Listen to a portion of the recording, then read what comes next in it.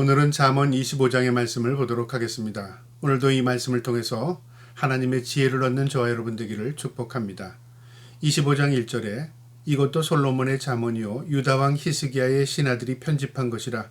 이 솔로몬의 잠언, 오늘 25장의 이 내용은 후대의 히스기야 왕 시대의 신하들이 편집해서 기록한 글이라 그 내용입니다. 2절에 이를 숨기는 것은 하나님의 영화요 이를 살피는 것은 왕의 영화니라. 영광은 하나님께 속해 있습니다. 하나님께서 세상의 모든 만물을 하나님의 영광으로 만드셨습니다. 그래서 우리 인간의 편에서 볼 땐 이해할 수 없는 것이 많고요. 또 우리 인간의 편에서 보면은 도저히 해석하기 어려운 것들이 많습니다. 인간의 삶에 대한 영역도 그렇고요. 자연의 모든 이치에 대한 영역도 그렇습니다. 그렇다고 해서 우리가 이해하지 못한다고 해서 하나님이 안 계신 게 아니라 하나님의 그 놀라운 영광과 섭리를 우리가 이해하지 못하는 것뿐인 것입니다. 그런데 이 영광, 이 영화로운 이 세상 가운데서요, 하나님께서 왕을 세우시고 왕을 통해서 백성을 다스리게 했습니다. 그러니까 왕의 역할은 무엇이냐면요, 백성들이 잘 살 수 있도록, 평화롭게 살 수 있도록 공의와 정의를 실천해 나가는 겁니다. 그러니까 하나님의 영역이죠. 그 숨겨진 일 가운데 이를 잘 살피는 것이 왕의 영화랍니다. 그게 왕은 어떤 일을 하는 것이냐면요, 공의와 정의를 가지고 하나님의 대리자로서 백성을 잘 다스리고 백성이 잘 평화롭게 살 수 있도록 하는 역할이다 그 말이죠. 거기에 왕의 영광이 있는 것입니다. 왕이 부귀영화를 누리고 왕이 모든 것을 누리고 사는 게 왕의 역할이 아니라 하나님의 편에서 대리자로서 백성을 잘 살 수 있도록 평화롭게 살 수 있도록 지혜를 얻는 것입니다. 그리고 지혜롭게 왕이 잘 다스리는 것입니다. 이게 왕에게 영광이라 그 말입니다. 3절에 하늘의 높음과 땅의 깊음같이 왕의 마음은 헤아릴 수 없느니라. 왕이 이처럼 깊은 물처럼 높은 하늘처럼 우리 일반적으로 생각하는 그 영역 이상의 것들을 깊이 생각하면서 어떻게 하면 백성을 잘 다스릴 것인가, 하나님이 원하시는 것이 무엇인가를 헤아리면서 왕의 역할을 충성스럽게 감당할 때 자신에게도 영광이요 하나님께도 영광이 된다 그 말이죠. 4절에요. 은에게 찌꺼기를 제하라. 그리하면 장색이 쓸만한 그릇이 나올 것이요. 은은 99.9%를 만들기 위해서는요, 풀무에 들어가서 모든 불순물을 다 제거해야 합니다. 그래야 진정한 은으로서의 가치가 있는 거죠. 그냥 은이기 때문에 가치가 있는 게 아니라 은이 정제될 때 진정한 가치를 바라는 것입니다. 그래서 이 왕의 역할도 마찬가지라 그 말이죠. 왕이 온전한 국정을 다스리려면 먼저 자신을 깨끗하게 해야 합니다. 자신의 주의를 깨끗하게 해야 합니다. 그래야 백성에게 참된 평화를 주고 참된 백성에게 존경을 받는 거죠. 자신이 지저분하면서 어떻게 자신의 역할을 잘 감당하겠습니까? 그래서 은에게 찌꺼기를 제하라. 그리하면 장색에 쓸만한 그릇이 나올 것이라. 비유적인 말인데요. 자신을 깨끗하게 하면 그것이 쓰임받게 되는 비결이라 그 말입니다. 5절에 왕 앞에서 악한 자를 제하라. 그리하면 그의 왕위가 의로 말미암아 경고히 서리라. 이 찌꺼기는 바로 뭐냐면 악한 것을 제하는 것입니다. 그래서 왕이 됐다고 권력을 누릴 수 있는 게 아니라요, 왕이 자신의 국정을 온전히 잘 수행하려면 주위에 있는 불순물 찌꺼기를 제거하는 것처럼 악한 세력을 제거하는 것입니다. 그리고 어떻게 선하게 공의와 정의를 실천할 수 있도록 기반을 만든 거죠. 그래야 왕위는 견고해지는 것입니다. 아무리 왕이 힘이 있고요, 아무리 왕이 능력이 있을지라도 자신이 올바르게 행하지 않으면요, 결국 자신도 자신의 생명을 유지할 수 없는 게 권력이라는 것입니다. 그래서 자신을 먼저 깨끗하게 해야 하는 것이, 그것이 자신에게도 영광이요 백성에게도 큰 은혜라 그 말입니다. 6절에요. 왕 앞에서 스스로 높은 채 하지 말며 대인들이 자리에 서지 말지니라. 이제 왕이 국정을 다스릴 때 귀족들도 있고 또 왕족들도 있습니다. 그러다 보니까 이 귀족들은 당신은 왕이지만 내 부모는 귀족 출신이요, 왕이 귀족 출신이 아닐 수도 있잖아요. 왕이 예를 들어서 어떤 권력을 갖게 될 때에 귀족들이 있습니다. 근데 이 귀족들이 자신의 자리를 높은 자리로 인식하고요, 대인들의 자리에 앉습니다. 또 왕족이라고 자신이 높은 자리에 앉습니다. 그러다 보면 왕의 눈에 거슬리게 되지 않습니까? 그럴 때가 있지 않습니까? 7절에 이는 사람이 내게 이리로 올라오라고 말하는 것이 내 눈에 보이는 귀인 앞에서 저리로 내려가라고 말하는 것보다 나음이라. 무슨 말이냐면요. 왕이 보니까 저 사람은 저기 앉히고 싶지 않아요. 그럼 당신 저쪽으로 가시오. 당신이 이쪽으로 올라오시오. 내가 내 자리라고 섰지만은 왕의 마음에 들지 않으면 자리가 바뀔 수 있다고 말이죠. 그러면 어떻게 됩니까? 수치와 모욕을 당하는 겁니다. 이 말은 무엇을 의미하냐면 네 자신이 너를 높이지 말고 항상 겸손하게 서라. 그러면 너를 높여줄 수 이 왕이 너를 높일 때가 있을 것이다 그 말이죠. 우리가 하나님 앞에 서는 것도 그렇습니다. 나는 하나님 저 사람보다 오래 믿었어요. 나는 저 사람보다 선해요. 내가 하나님 앞에 무슨 선한 것을 가지고 내 자신을 높일 수 없습니다. 근데 우리 인간이요. 오랜 세월을 살다 보면 나도 모르게 이런 교만에 빠질 때가 있어요. 난 당신보다 기도를 더 많이 했어요. 나는 어릴 때부터 예수를 믿었어요. 나는 뭐 때문에 그랬어요. 근데 하나님이 나를 대우해 주지 않는 것 같거든요. 그럼 괜히 하나님 앞에 섭섭하게 생각합니다. 이게 어디에서 오는 건 자신의 교만 때문에 그런 겁니다. 이 교만이 깨어지지 않으면요. 믿음도 온전히 서지 않습니다. 그래서 하나님께서 우리에게 온전한 믿음을 주시기 전에는 우리의 교만을 깨뜨십니다. 어떤 사람은요. 10년 안에 교만이 깨지는 사람이 있다면 어떤 사람이 20년, 30년이 가도 그 교만 때문에 깨어지지 못하는 사람이 있다고 말이죠. 그래서 내가 깨어질 때 하나님 앞에서 내가 빚어지기 위해서는 내가 녹아지고 내가 부서지고 깨어지는 게 은혜입니다. 이 왕 앞에 서는 것도 마찬가지인데 하물며 만왕의 왕 대신 하나님 앞에 우리가 어떻게 살아야 합니까? 늘 겸손하게 사는 것이 그게 은혜인 것입니다. 저와 여러분이 하나님 앞에 겸손하게 살기를 축복합니다. 8절에요. 너는 서둘러 나가서 다투지 말라. 마침내 내가 이웃에게서 욕을 보게 될 때에 내가 어찌할 줄을 알지 못할까 두려워하니라. 서둘러 나가서 다툰다는 말이 무슨 말이냐면요. 이 재판을 설 때나 사람들 앞에 무슨 분쟁이 일어났을 때 그 내용을 제대로 알지도 못하고 증인을 서요. 제대로 알지도 못하고 한 사람 편에 서요. 저 사람 나하고 가까우니까. 저 사람 나하고 또 안면이 있으니까. 이렇게 해서는 되지 않는다 그 말이죠. 오히려 그것으로 인해서 내가 수치를 당하는 일이 있을 것이다 그 말입니다. 9절에 너는 이웃과 다투거든 변론만 하고 남의 은밀한 일을 누설하지 말라. 변론만 하라. 네가 아는 사실만을 얘기해라 그 말이죠. 네가 그 사람 편이 되어주고 싶으면 그 사람 아는 것, 네가 아는 상황만 이야기하지 그 이상을 넘어서면 그 사람에게도 어려움이 되길 뿐만 아니라 너도 나중에 모욕을 당하게 된다 그 말이죠. 남의 은밀한 일을 누설하지 말라. 내가 그 사람의 편이 된다고 상대방을 욕하고 은밀한 것까지 끄집어내고 또 이 사람의 편에 들기인데 이 사람을 감쌀 수 없으니까 저 사람의 그 약점을 드러내고 이러지 말라 그 말이죠. 이것은 하나님 앞에는 선하지 않다 그 말이죠. 우리가 정치를 보면 그러잖아요. 이 정치가 싸우는 거 보면 다 어린애들 싸우는 것 같아요. 내가 약점이 드러나면 상대방이 약점을 막 헤집습니다. 그래서 상대방이 더 흠이 있는 것처럼 드러냅니다. 그러면 백성들은 그 앞에 식상을 하게 돼요. 너나 다 똑같다. 그래서 신뢰를 하지 못하는 겁니다. 하나님도 마찬가지입니다. 우리가 하나님 앞에 설 때 하나님 나는 그렇지만 저 사람은 더해요. 하나님이 기뻐하실까요? 아닙니다. 하나님 몰라서 우리에게 물을까요? 그렇지 않습니다. 내가 하나님 앞에 올바로 설 수 있는 것은 내 자신이 죄인임을 인식하고 늘 하나님 앞에 겸손하게 살고요. 하나님 의지하고 믿음으로 살아가는 겁니다. 그럴 때 하나님께서 우리 자신의 모습을 봐주시고 우리의 내 모습 이대로 하나님 받아주시는 것입니다. 그 믿음의 행위입니다. 이처럼 세상에 살 때도요. 불의하도록 불의한 편에 서지 말라 그 말입니다. 10절에 듣는 자가 너를 꾸짖을 테요 또 내게 대한 악평이 내게서 떠나지 아니할까 두려워하라. 듣는 자가 꾸짖답니다. 너 알지도 못하고 그런 말 하지 마. 상황이 그게 아니야. 그래서 상황이 오히려 꼬일 수도 있어요. 이 악평이 오히려 내가 편들려고 했다가 내게 돌아와요. 그래서 오히려 다른 사람들이 어떻게 나를 욕하는 경우가 생긴다 그 말이죠. 주의해라 그 말입니다. 11절에 경우에 합당한 말은 아로새긴 은쟁반의 금사과 같으니라. 경우에 합당한 말, 이치에 맞는 말, 논리적인 말, 합당한 말. 그러니까 감정에 복받쳐서 누구 편들기 위해서 그렇게 하지 말고 합당하게 말을 하면 많은 사람들이 수긍이 된다 그 말이죠. 아 내가 잘 몰랐구나. 아, 저 사람 말이 맞는 것 같구나. 모두가 이해할 수 있다 그 말이죠. 그러니까 어떤 말을 할 때 내가 먼저 누구의 편이 되어 주겠다. 무엇을 내가 이렇게 해서 내 뜻대로 이끌어 가야 되겠다. 그런 마음 갖지 말고요. 합당하게, 올바르게, 정직하게, 바르게 말해라 그 말이죠.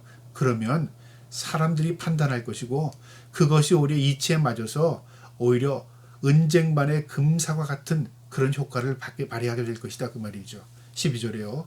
슬기로운 자의 책망은 청중하는 귀에 금고리와 정금 장식이니라. 슬기로운 자의 책망.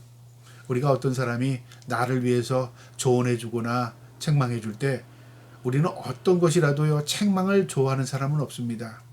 부담스럽고 듣기가 거북하죠. 그런데 그 사람이 나를 위해서 하는 말이라고 생각이 되어서 내가 그걸 귀담아 들으면요 오히려 금고리와 큰 장식이랍니다. 나를 빛나게 하고 나를 드러내게 한다 그 말이죠. 내게 유익이라 그 말이죠.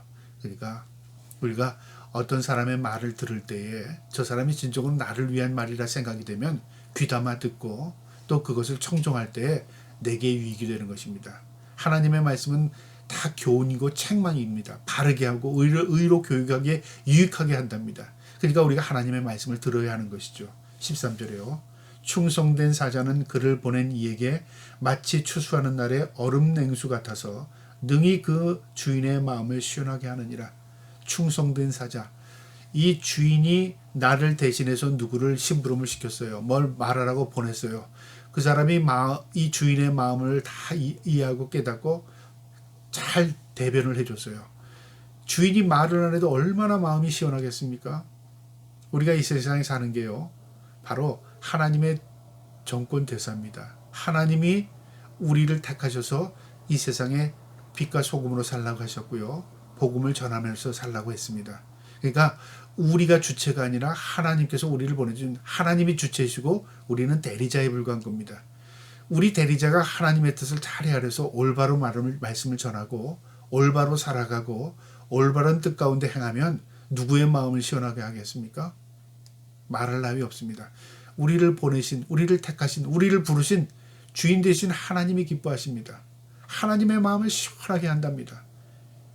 마치 추수하는 날 얼마나 힘이 들고 얼마나 땀을 흘렸으면 목이 마르지 않겠습니까? 얼음 냉수같이 능히 그 마음을 시원하게 한답니다. 얼음 냉수, 시원한 물 한 잔 마시는 것처럼 마음을 시원하게 한다 그 말이죠. 저와 여러분이 하나님 앞에서 그런 충성된 사람들 될 수 있기를 축복합니다. 14절에요. 선물한다고 거짓 자랑하는 자는 비없는 구름과 바람 같으니라. 선물한다고 남에게요. 내가 선물 줄게, 좋은 거 줄게, 희망이 되잖아. 아, 저 사람이 나 준다 그랬어요. 오늘도 우리 이런 말이 있습니다. 희망 고문 그런 말이 있어요. 희망은 희망인데 그게 나중에 안 될 땐 고문이 되는 거죠. 그래서 희망 고문 그런 말 하잖아요. 말은 참 나를 위한 것 같은데 그 실천이 없어요. 그럼 비 없는 구름 같답니다. 비를 기다렸는데 비는 오지 않고 바람만 불면 더 메마르게 만드는 거죠. 그러니까 고문하는 거나 똑같다 그 말이죠. 우리가 남에게요 희망을 줄 때는 그 희망이 이루어질 것을 확신하고 그리고 그걸 소생하기 위해서 그걸 돕는 역할을 해야 되는 거지. 그저 지금의 환경만 기분만 좋게 하기 위해서 모면하기 위해서 우리가 희망 고문을 한다는 것은요. 그 사람을 피폐케 만들고 결국 하나님 앞에도 올바르지 않다 그 말입니다. 15절에 오래 참으면 관원도 설득할 수 있나니 부드러운 혀는 뼈를 꺾느니라. 부드러운 말은 강한 뼈도 꺾는 것처럼요. 오히려 문제를 해결한다 그 말이죠. 오래 참음으로 부드러운 말을 하는 거죠. 권력을 가진 자, 그리고 그 문제를 해결할 수 있는 자도 그를 부드러운 말 한마디로 그를 녹여낼 수 있다 그 말이죠. 그러니까 말 잘하라 그 말이 아니라요. 인내함을 가지고 부드러운 말로 감정적으로 말하지 말고 부드러운 말로 하라. 그러면 상대가 고든 마음도 다 녹여낼 수 있다 그 말입니다. 우리의 말 한마디로 그래서 청량빛을 받는다는 말이 있잖아요. 이런 말입니다. 그래서 외국 속담에 보면 이런 말이 있습니다. 부드러운 혀는 뼈가 없으나 부드러운 혀가 뼈를 녹여낸다는 말이 있습니다. 참 이치에 맞는 것 같죠. 우리의 부드러운 말 한마디로 사람의 마음 아픈 상처를 어루만질 수 있는 그런 사람들 되기를 축복합니다. 그 다음에 16절에요. 너는 꿀을 보거든 조카리만큼 먹으라. 과식함으로 토할까 두려우니라. 아무리 좋은 것도 꿀도 우리에게 좋은 영양이 될 수 있습니다. 아무리 좋은 것도요, 과하면 독이 됩니다. 그러니까 적당할 때, 절제할 때 우리에게 유익한 것이죠. 17절에 너는 이웃집에 자주 다니지 말라. 그가 너를 싫어하며 미워할까 두려우니라. 이웃집에 가지 말라 그 말이 아니라 우리가 이웃과 가까이 지내는 거 좋아합니다. 우리의 교제 하나님 기뻐하십니다. 그런데 상대를 생각하지 않고 시도 때도 없이 남의 집을 가서 그 사람을 괴롭게 하고 그 사람을 불편하게 만들고 절제하지 못하고 하다 보면 상대도 싫어집니다. 결국은 사귐이 아니라 그걸 통해서 오히려 더 힘들어진다 그 말이죠. 그러니까 남을 헤아릴 수 있는 마음을 가져라 그 말입니다. 18절에요. 자기의 이웃을 쳐서 거짓 증언하는 사람은 방망이요 칼이요 뾰족한 화살이라. 남에게 거짓말하고 거짓 증거하는 것은요, 이게 간접 살인이 된답니다. 여기서 방망이, 칼, 뾰족한 화살은 다 전쟁 도구거든요. 결국 남을 죽이는 역할을 하는 거예요. 거짓말은 실질적으로 행동적인 살인은 안 하지만요, 그의 거짓말이 상대를 죽이는 역할을 한다 그 말이죠. 그래서 조심하라 그 말입니다. 그 다음에 21절 보겠습니다. 소다 위에 식초를 20절에요. 마음이 상한 자에게 노래하는 것은 추운 날에 옷을 벗음 같고 소다 위에 식초를 뿌린 같으니라. 마음이 고통스럽고 절망적이고 슬픈 사람 앞에서 노래를 해요. 추운 날 옷을 벗은 거 맞죠? 추운 날 더 춥게 만드는 것이고요. 소다 위에 식초를 뿌린다는 건 뭐냐면요, 탄산수 위에다가 식초를 뿌리면요, 거품이 부글부글 올라옵니다.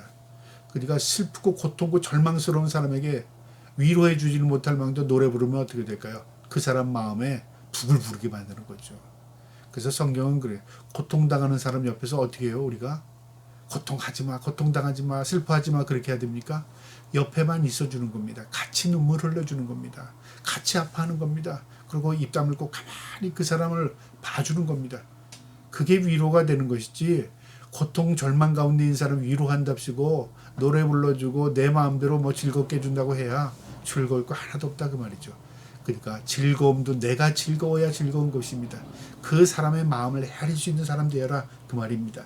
22절에요. 그리하는 것과 핀수술 21절입니다. 내 원수가 배고프거든 음식을 먹이고 목마르거든 물을 마시게 하라. 이 하나님 말씀이죠. 배고프고 내 원수일지라도 배고픈 자에게 음식을, 목마른 자에게 물을 주면 어떻게 된다? 하나님이 기억하신다 그 말입니다. 22절 그리하는 것은 핀 숯을 그의 머리에 놓은 것과 일반이요 여호와께서 내게 갚아주시리라. 내가 내 원수에게 사랑을 베풀고 은혜를 베풀면 그는 내게 은혜를 베풀고 사랑으로 돌아올지 모르지 않을지라도 하나님이 아시고 갚아주신답니다. 그리고 오히려 그가 부끄러움을 갖게 된다 그 말이죠.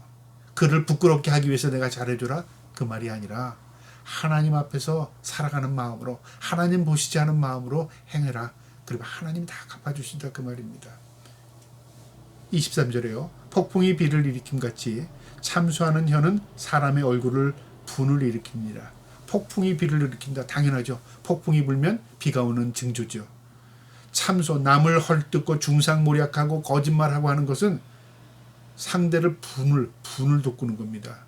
없는 얘기 만들고 중상모략하고 거짓말하고 해하고, 사람 어떤 사람에도 참기 힘들잖아요.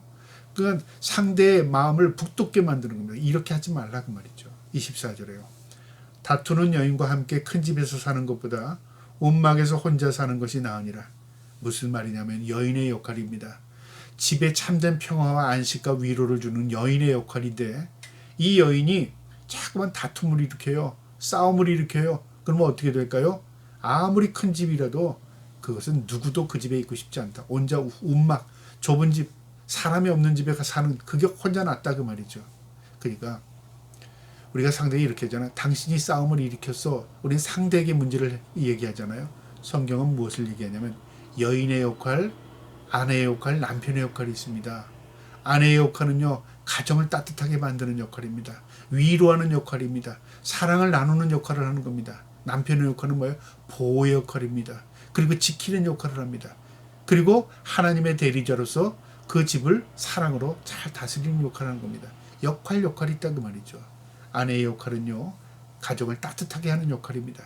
그럴 때 이 집이 따뜻한 온기가 있는 것입니다. 큰 집일지라도 오히려 그 집에 사는 것보다 움막에 사는 게 낫답니다. 저와 여러분이 우리 모두가 가정을 잘 다스리고 가정을 훈훈하게 하고 평화롭게 하고 따뜻하게 만들어갈 수 있는 가정들 다 되기를 축복합니다. 그 다음에 26절에요. 의인은 악인 앞에 굴복하는 것은 온물이 흐림과 샘이 더러워짐과 같으니라. 의인이 악인 앞에 굴복하는 건 뭐냐? 올바르게 사는 사람이 악인에게 굴복했어요. 그럼 끝난 거라 그 말이죠. 올바른 자가 굳건하게 서야 그래도 정의가 실천되고 그래도 희망이 있는데 의인이 악인에게 굴복했다 희망 없다 그 말이죠. 우물이 흐려짐과 샘이 더러워진다. 그 물이 맑아야 먹을 수 있는데 그 물이 탁해진 겁니다. 물이 독이 들어가서 더러워진 겁니다. 그러면 어떻게 해요? 쓸모가 없어지는 거죠. 그래서 하나님은 세상을 보실 때 악인이 몇 명이냐를 보시지 않습니다. 소돔과 고모라에 악인이 많아서 심판됐습니까? 의인이 없어서 심판당한 겁니다. 한 사람의 의인을 찾으신다고 말합니다. 저와 여러분이 한 사람의 의인이 될 때에 하나님이 저를 통해서 역사를 이루십니다. 저와 여러분이 하나님의 한 사람 찾는 그 의인의 삶을 살아갈 수 있기를 축복합니다. 그 다음에 27절입니다. 꿀은 많이 먹는 것이 좋지 못하고 자기의 영예를 구하는 것이 헛되니라. 아까도 꿀 얘기가 나왔는데 좋은 것이라도 과하면 해가 되는 것처럼 영예도 마찬가지입니다. 내가 너무 영예, 내 어떤 그 영광을 위해서만 추구하다 보면요. 그게 오히려 나에게 독이 됩니다. 그러니까 너무 영광을 추구하며 사는 것, 너무 높은 자리, 남이 알아주는 것, 인기, 남이 나를 어떻게 보느냐 그거에 관심을 갖게 되면요. 결국 내 자신이 피폐해집니다. 그냥 하나님 앞에서 겸손하게 믿음 가지고 오늘 하루도 족한 줄 알고 살아가다 보면요. 그 아래 놀라 하나님의 은혜가 임하게 되는 것입니다. 너무 영예를 추구하며 살지 않기를 축복합니다. 마지막 28절입니다. 자기의 마음을 제어하지 아니하는 자는 성읍이 무너지고 성벽이 없는 것과 같으니라. 여기 성은요. 한 도시를 지키는 것입니다. 그래서 고대의 도시들은 모두 성벽을 가지고 있었습니다. 성벽이 있어야 그 도시가 보호되는 것이기 때문에 우리도 마찬가지입니다. 우리를 지킬 수 있는 것은 마음입니다. 내 마음이 무너지면 나를 지킬 수 없어요. 사탄은 우리의 마음을 공격합니다. 그래서 자기의 마음을 제어하지 않으면 내 마음을 지킨다는 게 뭘까요? 절제하고 통제하는 겁니다. 아, 그건 아니야. 그건 내가 내 마음을 절제하고 통제할 때 내 자신을 지킬 수 있는 것입니다. 내가 스스로 그렇게 할 수 있는 게 한계가 있거든요. 그래서 우리의 마음에 예수 그리스도 주님을 모시는 겁니다. 내 삶의 주인 되신 예수 그리스도께서 우리의 삶을, 우리의 마음을 지켜주셔야 우리가 온전한 삶을 살 수 있는 것입니다. 저와 여러분이 우리의 마음의 주인 되시는 주님을 우리의 마음에 모시고 늘 주님 앞에 우리의 삶을 맡기고 살아갈 수 있기를 주님의 이름으로 축복합니다. 아멘.